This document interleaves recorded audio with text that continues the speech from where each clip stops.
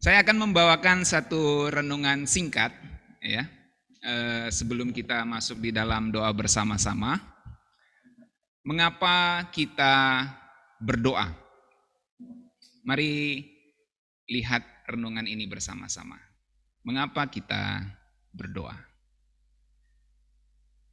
Rekan-rekan yang saya kasih di dalam Tuhan, dalam Matius pasal 10 ayat yang ke-16, Tuhan Yesus pernah berkata begini, "Lihat, aku mengutus kamu seperti domba ke tengah-tengah serigala, sebab itu hendaklah kamu cerdik seperti ular dan tulus seperti merpati."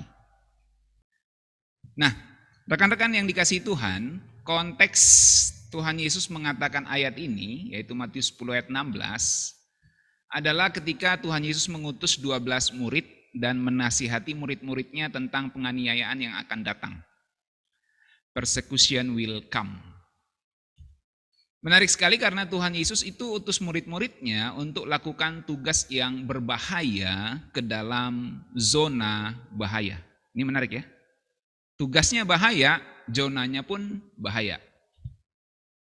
Kalau kita baca dalam terjemahan The Message, stay alert. This is hazardous work I am assigning you. Hazardous itu berbahaya, ya, penuh resiko. Kalau kita baca dalam terjemahan bahasa Indonesianya begini. Tetap waspada, ini pekerjaan berbahaya yang saya tugaskan kepada Anda. Anda akan menjadi seperti domba yang berlari melalui serigala. Jadi jangan menarik perhatian pada diri Anda sendiri, jadilah cerdik seperti ular, tidak menyakitkan atau tidak menghina atau tidak menyerang seperti merpati. Jadi kenapa kita harus cerdik seperti ular dan tulus seperti merpati? Karena kita dan murid-murid saat itu ditempatkan di tempat yang berbahaya dan ditugaskan tugas yang berbahaya. Dalam Yohanes 17 ayat 15 dalam doa Tuhan Yesus pernah berdoa begini. Aku tidak meminta supaya engkau mengambil mereka dari dunia, tetapi supaya engkau melindungi mereka daripada yang jahat. Ayat 16, mereka bukan dari dunia sama seperti aku bukan dari dunia. Jadi menarik sekali Tuhan Yesus tidak minta kepada Bapa maksud saya untuk mereka diambil dari dunia saat itu. Tapi supaya Bapa di sorga dalam hal ini melindungi murid-murid Tuhan Yesus daripada yang jahat. Nah, perhatikan bahwa kita ini bukan dari dunia. Kita juga kan murid-murid Tuhan Yesus. Tetapi kita harus melayani di dunia ini dan untuk itulah Tuhan Yesus berdoa kepada Bapa supaya melindungi kita murid-muridnya daripada yang jahat.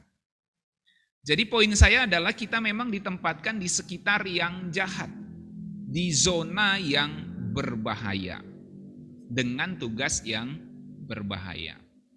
Nah, coba kalau kita perhatikan sekarang ya, zona berbahaya kita itu sebenarnya lebih banyak dibanding murid-murid zaman dulu. Nah, berbahaya di sini memang kita tidak bisa tafsirkan hanya sebagai sebuah bahaya fisik, ya. Memang pada umumnya bahaya fisik. Tetapi secara rohani sebenarnya kalau kita melihat zona bahayanya kita itu lebih banyak daripada murid-murid Tuhan Yesus di zaman dulu.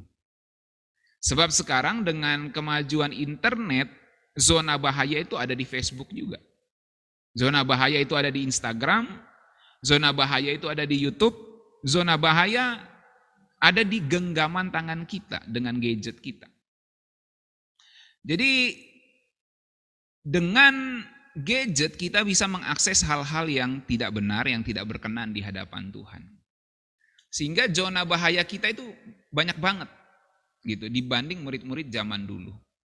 Nah, tentu bahaya itu adalah bahaya secara rohani. Nah, bahaya secara fisik ya saya kira pada umumnya kita semua relatif mengalaminya. Terutama kalau di daerah Jawa Sumatera ini rekan-rekan kita di daerah Jawa Barat misalnya, ya mengalami cukup tantangan untuk memberitakan Injil, ya di Jawa juga, di Sumatera juga tentu ada tantangannya tersendiri. Jadi zona bahaya secara fisik itu ada, tetapi kita jangan lupa bahwa zona bahaya secara rohani itu banyak juga. Ya. Karena dengan adanya media sosial, banyak anak-anak muda terpengaruh hal-hal yang tidak baik. Dan ini menjadi tugas kita, orang-orang Kristen, anak-anak muda Kristen, untuk memberikan peringatan sekaligus mengawasi diri kita. Nah, itu sebabnya kita perlu mengerti ada yang namanya problem, masalah. Yang disebut problem itu pasti ada solusinya, itu sebabnya ada yang namanya problem solver, bukan? Tetapi ada yang namanya tension. Tension berbeda dengan problem. Kalau problem itu masalah yang bisa selesai, ada solusinya. Tension itu adalah ketegangan dan itu enggak ada solusinya. Tetapi kita bisa mengatur diri untuk mengatasinya. Nah, tension inilah yang dimaksud dalam doa Tuhan Yesus tadi. Ya. Bahwa dia menempatkan murid-muridnya ke dalam zona yang berbahaya ini. Aku mengutus kamu seperti domba ke tengah-tengah serigala. Ini tension. Kita nggak bisa menghindari ini karena memang kita diutus untuk ini. Ini ketegangan namanya. Ya, nggak ada solusi untuk hal ini. Yang ada adalah kita bisa mengatasi melewati tension. Jadi ini tidak akan pernah selesai maksud saya.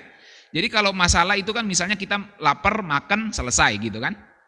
Nah kalau tension itu tidak pernah selesai. Tension itu akan selalu ada. Itu bedanya tension dengan problem. Tension itu akan selalu ada, tetapi kita bisa mengatasi diri kita untuk mengatasi tension itu. Jadi kita diutus ke tengah-tengah serigala itu adalah tension. Dan dalam hal ini Tuhan Yesus ingatkan kamu harus cerdik seperti ular dan tulus seperti merpati. Karena dimanapun kita ada zona bahaya. Mau di tempat aman secara fisik dalam arti tidak ada aniaya, ada zona bahaya juga secara rohani. Ya. Yang lebih parah lagi teman-teman yang mengalami zona bahaya secara rohani juga bahaya secara fisik. Gitu. Ada penganiayaan terhadap orang-orang Kristen. Nah, itu lebih berbahaya lagi, harus lebih cerdik lagi. Itu sebabnya Tuhan Yesus tadi katakan kan, aku enggak minta kamu mengambil mereka dari dunia, tapi melindungi daripada yang jahat. Ini yang namanya tension, ya. Ketegangan, karena memang kita diutus di tengah dunia, itu ketegangan yang harus kita hadapi. Ya. Nggak ada solusinya. Ya. Yang ada adalah kekuatan dari Tuhan untuk kita bisa melewatinya. Itu bedanya. Ya. Kalau solusi yang dimaksud di sini selesai, udah nggak ada lagi masalahnya, gitu ya. Kalaupun ada lagi, bisa diselesaikan lagi. Kalau ketegangan itu selalu ada. Nah, tetapi kita bisa mengatur diri untuk mengatasinya. Nah, pada titik inilah saya mau kasih pesan seperti judulnya tadi. Kenapa kita perlu berdoa? Karena dengan berdoa kita bisa melewati problem dan tension selama kita berada di dunia ini. Anak-anak muda sadar atau tidak sadar, anak-anak muda Kristen itu mengalami ketegangan yang luar biasa. Masalahnya banyak anak muda Kristen tidak menyadari itu, nggak berjaga-jaga. Sehingga mereka tidak merasakan ketegangan itu secara rohani. Tapi kalau kita sungguh-sungguh berjaga-jaga secara rohani, kita akan mengalami tension itu. Sebenarnya kata berjaga-jaga juga itu menunjukkan adanya tension, bukan? Adanya ketegangan. Kamu harus selalu waspada akan musuh yang tiba-tiba saja datang gitu. Nah, kalau di zaman canggih bisa datang melalui gadget, bisa datang melalui komputer dan lain-lain, melalui HP kita. Itu ketegangan yang harus kita hadapi, ya. Nah, itu sebabnya di akhir renungan singkat ini untuk mendasari doa kita, saya akan membacakan Efesus 6 ayat 18 untuk kita semua yang konteksnya adalah perlengkapan senjata Allah. Dalam segala doa dan permohonan berdoalah setiap waktu di dalam roh dan berjaga-jagalah di dalam doamu itu. Tuh, coba rekan-rekan lihat. Dalam segala doa dan permohonan, ini kan konteksnya perlengkapan senjata Allah itu. ketopong keselamatan, baju zirah keadilan gitu ya. Kaki yang berkasutkan kerelaan untuk memberitakan Injil dan lain-lain. Pedang roh firman Allah. Dan yang terakhir Rasul Paulus catat, dalam segala doa dan permohonan berdoalah setiap waktu di dalam roh dan berjaga-jaga. Nah, kata berjaga-jaga itu menunjukkan adanya ketegangan, tension. Kalau kita nggak berjaga-jaga berarti kita tidak merasakan, tidak mengalami ketegangan itu. Artinya kita sebenarnya diutus ke tengah serigala tapi kita nggak cerdik. Nah, ini akhirnya dimakan tuh. Anak-anak muda banyak dimakan oleh serigala-serigala tanpa disadarinya. Jadi berdoa itu penting karena kita bisa melewati problem dan tension ini. Ya. Makanya berdoa di dalam roh dan berjaga-jaga di dalam doamu itu dengan permohonan yang tak putus-putusnya untuk segala orang kudus.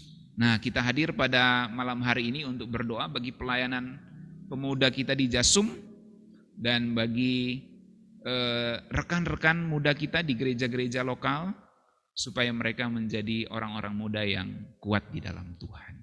Baik, saya selesaikan sampai di sini renungan kita. Saya minta Kakak Esra untuk bersyukur, berdoa buat renungan kita ini. Silakan Kakak Esra. Kita berdoa. Tuhan Yesus, terima kasih atas firman-Mu, renungan yang sudah kami dengarkan, yang mengingatkan kepada kami mengapa kami harus berdoa di tengah-tengah situasi dan zona bahaya yang kami sedang hadapi dalam pelayanan pemuda yang Tuhan percayakan kepada kami. Tuhan, tolong kami, kiranya Engkau memberikan kepada kami hati seperti hati-Mu, yang sentiasa menyadari akan panggilan kami, sehingga kami dengan penuh pengabdian memberikan hidup kami, memberikan diri kami untuk menjadi pelaku firman-Mu dalam melaksanakan tugas pelayanan yang Tuhan percayakan kepada kami. Berkati hamba-Mu yang sudah menyampaikan firman-Mu, dalam nama Tuhan Yesus kami berdoa. Amin. Amin.